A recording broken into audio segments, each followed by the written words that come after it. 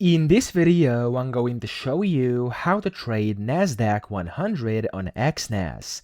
Now, the first thing you have to do, you want to sign into your account, and then inside your personal area, of course, you want to go and create a demo or real account you want to use to trade NASDAQ 100.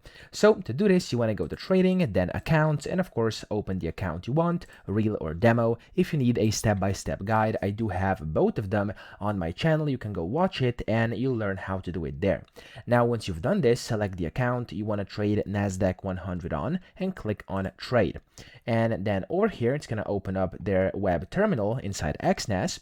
And then you can go to the top here and click on this plus button and you can go search. And if you type in NAS 100 or like NASDAQ 100, you'll see that nothing actually pops up. And that's because here on Exness, if you want to find NASDAQ 100, you want to search for the ticker symbol US Tech, okay? Not USD, but US Tech like this. And as you can see, USTEC. Here we have the US Tech 100 index, which basically is going to be the same as NASDAQ 100. So you want to click on it. It's going to open it up in a new tab up top, and you can then go and trade it over here on the right. You can select if you want to do a market or a pending order, if you want to go and sell or buy, and of course you can select the form you want to use.